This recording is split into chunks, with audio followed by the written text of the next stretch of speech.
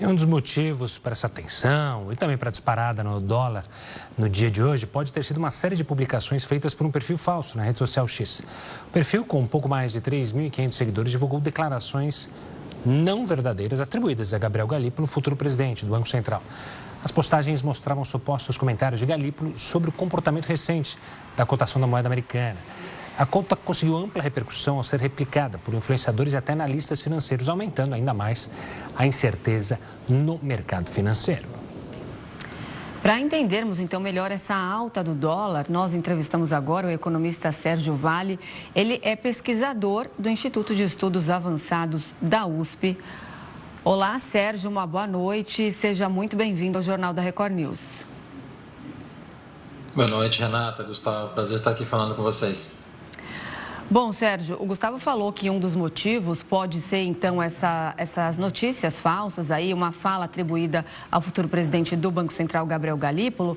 Mas eu quero que você explique para a gente quais são os motivos, então, que não é de hoje, para essa disparada do dólar que a gente vem acompanhando recentemente. A grande razão por trás do que a gente está vendo acontecer agora é a questão fiscal, né? O governo apresentou um pacote fiscal muito frágil no final de novembro. Na verdade, veio uma sequência de 2 anos de medidas fiscais muito inadequadas em relação ao que a gente precisa para estabilizar a dívida pública no Brasil. E por conta disso, depois de 2 anos de muita inadequação nessa política fiscal, o governo sai com um pacote que, a princípio, foi vendido no início de novembro como algo que seria robusto e, de repente, depois, quando é divulgado, a gente vê a fragilidade do pacote, mas não vai conseguir lidar, de fato, com reformas estruturais importantes para frente, não vai conseguir diminuir o resultado primário negativo que a gente está tendo desde o ano passado. Então, por conta disso, o mercado entendeu que o governo, de fato, não está fazendo um esforço como se deveria para ajustar a estrutura fiscal, e aí o câmbio foi para R$6 por dólar e tem ficado nesse patamar, um pouco mais, um pouco menos, mas não vai sair disso muito provavelmente ao longo dos próximos meses, eu diria até ao longo de 2025 inteiro, porque não me parece que vai ter uma mudança muito relevante na política fiscal em relação ao que foi apresentado até agora. É isso que eu ia te perguntar, Sérgio. Como a tendência é continuar um pouco nesse caminho, a gente teve a aprovação há pouco, então, da reforma tributária, ou de parte dela, podemos ter uma ou outra medida, mas não deve fugir muito disso. Então, o mercado meio que estabilizou, a gente deve ficar nisso, ou para pior, ou há uma chance de haver alguma baixa, algum tipo de baixa, ou na sua visão é muito difícil que o governo promova ações que façam o mercado, por exemplo, se acalmar, digamos assim? Para baixar essa taxa de câmbio, o governo precisaria aprovar e apresentar uma outra proposta fiscal muito mais dura do que essa. Isso é a única coisa que conseguiria trazer a taxa de câmbio para baixo de 6.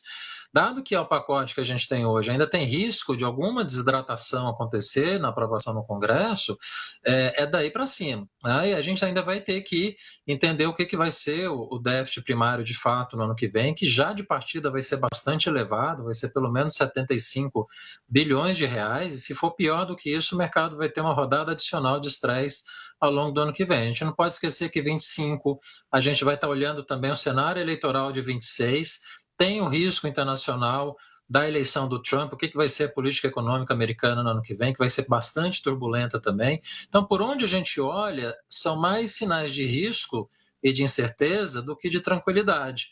Então, difícil ver, por conta disso, um cenário de um câmbio mais tranquilo. É de 6 para cima, infelizmente.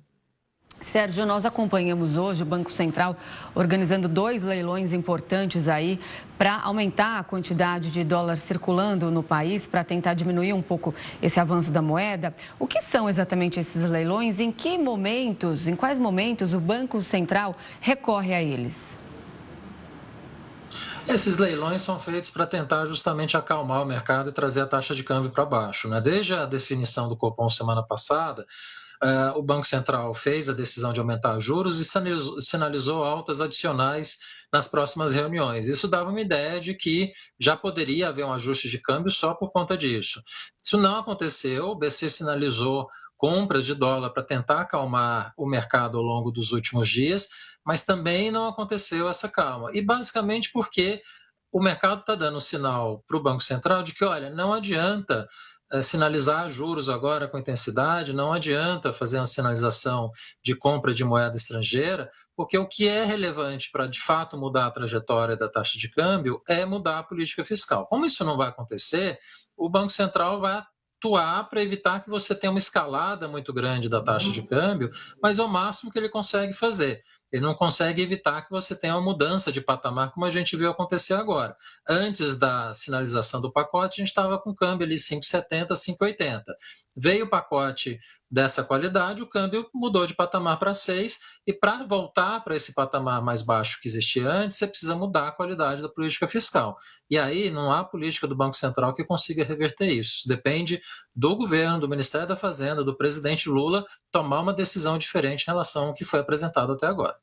Sérgio, só para a gente terminar, 2 perguntas rápidas. A primeira é, tudo na economia tem um prazo, acontece uma coisa, mas ela ainda pode demorar um tempo para chegar na vida das pessoas. Esse câmbio a R$6, a gente já vai sentir na inflação num curto período, num período um pouco mais para frente? Como você analisa isso?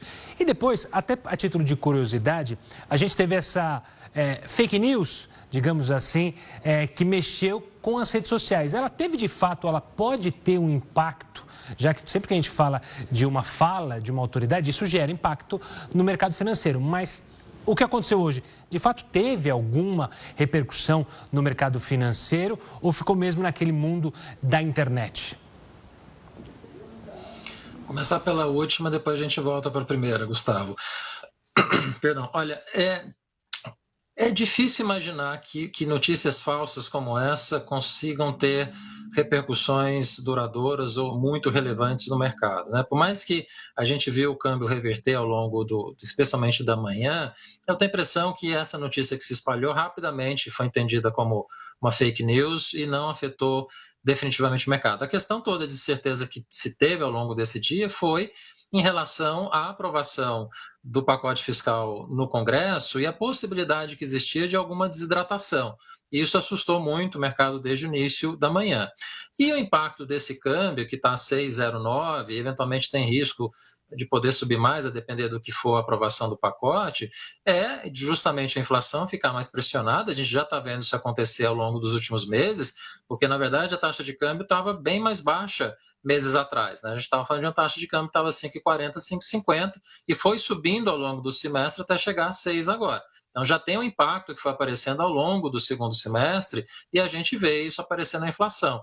Parte dessa inflação que a gente vai terminar o ano agora acima de 4,5%, em torno de 4,8%, 4,9%, já é em parte por conta dessa depreciação cambial que a gente vivenciou nos últimos meses.